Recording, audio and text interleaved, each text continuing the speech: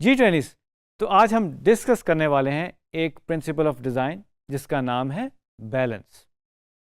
तो बैलेंस को हम डिफाइन करेंगे, how design elements are arranged in the design space तो there is a equal distribution of visual wait.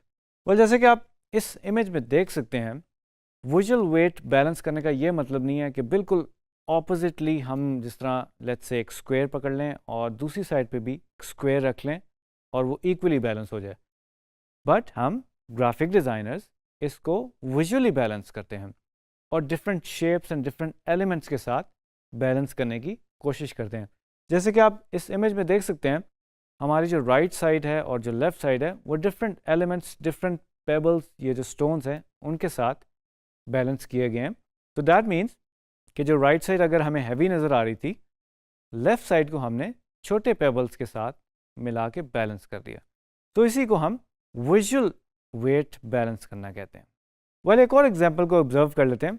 Readers जो हैं वो थोड़ा सा अनईजी होते हैं जब कोई चीज़ अनबैलेंस होती है हमारी लेआउट के अंदर। जैसे कि ये 3 एग्जांपल्स हैं। First one is pretty balance.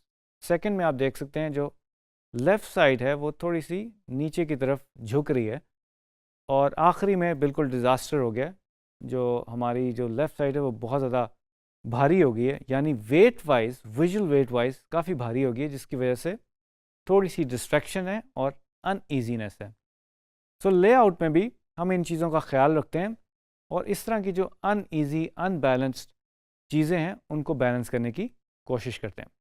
Well, we can achieve visual balance by scale, colour, value, texture, variety of shapes and forms. Well, Beatles जो एक बहुत मशहूर बैंड है उसका एक ये पोस्टर है, और इसमें आप देख सकते हैं डिज़ाइनर ने बहुत ही इंटेलिजेंटली एक इलस्ट्रेशन बनाई है जिसके अंदर उसने उसके जो हेयर का जो स्ट्रक्चर है, जो बैंड मेंबर्स हैं चारों का, वो यूज़ किया है। और वो डिफरेंट शेप्स हैं एंड डिफरेंट कलर्स हैं, बट उसने बड़े तरीके से और बहुत इंटेलिजेंटली उनको बैलेंस भी किया है। वेल, बात करते हैं कि बैलेंस की कितनी टाइप्स होती हैं। Well, first type is symmetrical, second is asymmetrical, third is radial and fourth is mosaic। तो अब बात कर लेते हैं फर्स्ट टाइप की, that is symmetrical. Symmetrical balance में बेसिकली हमें एक सिमेट्री नज़र आती है, हमें एक मिरर लाइक एक इल्यूजन क्रिएट होता है। और इन एग्जांपल्स में आप देख सकते हैं कि 2 ऑब्जेक्ट्स जो हैं वो सर्कल्स हैं और 2 ऑब्जेक्ट्स वो लाइंस हैं, उसके साथ बेसिकली बैलेंस क्रिएट किया गया और इसमें आपको एक सिमेट्री की फील आ रही है, यानी कि आपको एक मिरर लाइक बटरफ्लाई इफेक्ट की भी थोड़ी सी फील आ रही होगी। जो सेकंड ऑप्शन है दैट इज़ एसिमेट्रिकल बैलेंस, यानी कि इसके अंदर सिमेट्री नहीं होती, और हम एसिमेट्रिकल को कहते हैं ये हैं कि थोड़ी सी एक चीज़ जो है वो ऑफ होती है और बाकी चीज़ें जो हैं, यानी कि जो सर्कल है वो एक अलोन एलिमेंट है और बाकी जो 3 स्क्वायर्स हैं वो डिफरेंट एलिमेंट्स हैं। सो अब हमने इन डिफरेंट शेप्स को और डिफरेंट क्वांटिटीज़ को बैलेंस करना है, तो इसको हम एसिमेट्रिकल बैलेंस कहेंगे जिसमें हमें सिमेट्री नज़र नहीं आती।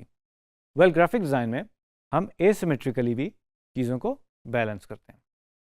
थर्ड जो ऑप्शन है दैट इज़ रेडियल, और रेडियल बैलेंस में बेसिकली हम मिड में से एक फोकल पॉइंट बनाते हैं और उसके अराउंड जो है वो एक अरेंजमेंट की जाती है और इसको हम रेडियल बैलेंस कहते हैं।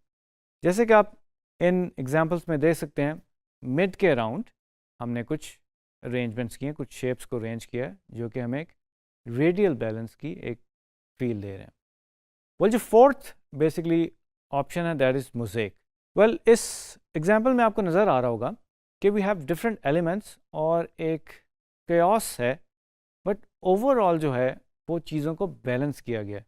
यानी कि जब हम लेआउट के अंदर डिफरेंट एलिमेंट्स या शेप्स रखते हैं या किसी पेज में या आर्टवर्क में रखते हैं, तो हम उसको ओवरऑल बैलेंस करते हैं, चाहे आप टेक्स्ट यूज़ कर रहे हो, चाहे आप शेप्स यूज़ कर रहे हो, चाहे आप टेक्सचर यूज़ कर रहे हो या लाइंस यूज़ कर रहे हो। तो इसको हम मोज़ेक बैलेंस कहते हैं। वेल, इस इमेज में भी आप देख सकते हैं इस एग्जांपल में, which is a kind of A symmetrical balance.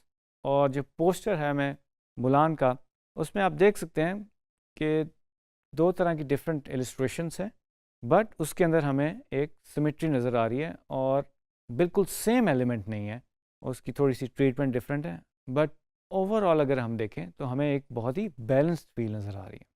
G20s, तो उम्मीद करता हूँ कि बैलेंस को आपने ग्राफिक डिज़ाइन में समझा होगा, जो एक प्रिंसिपल ऑफ डिज़ाइन है, और आप इसको फर्दर एक्सप्लोर करेंगे।